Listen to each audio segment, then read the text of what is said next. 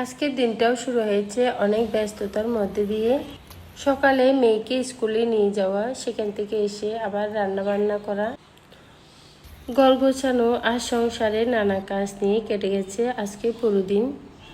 একজন গৃহিণীর দিনগুলো হয়তো খুব সাধারণ, কিন্তু এই ছোট ছোট কাজগুলোর মাঝে লুকিয়ে থাকে পরিবারের জন্য অনেক ভালোবাসা আর যত্ন।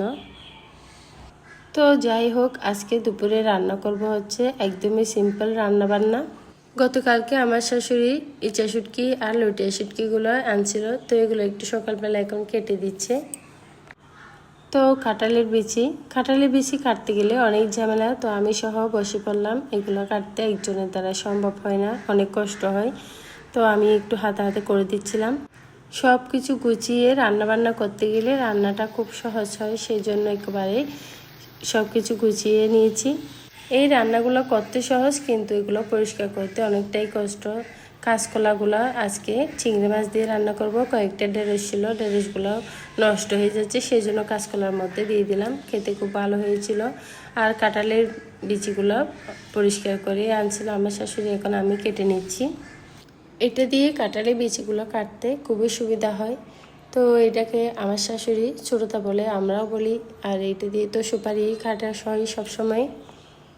কাঁঠালের বিচিগুলো আমি আজকে ইচা শুটকি দিয়ে রান্না করব। কাঁকরোল, ইচা শুটকি আর দুই একটা আলু দিলাম। লাউয়ের পাতাগুলোও কিন্তু আমি কাঁঠালের বিচির মধ্যেই দিব। দেখুন কত সুন্দর কাঁঠালের বিচিটা সিদ্ধ হয়ে গেছে, বেশিক্ষণ সময় লাগে নাই। এদিকে আমার রান্নাবান্নাও শেষ, শুধু এখন আছে লটিয়া মাছটা, যেটা হাতে মাখিয়ে আমি বসিয়ে দেব।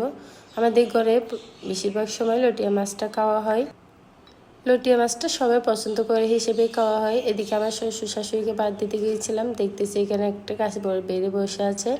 রাইস কুকারের ঢাকনাটা পড়ে গেছে স্কুপটা খুলে, এইটা একটু এখন ঠিক করে নিচ্ছি।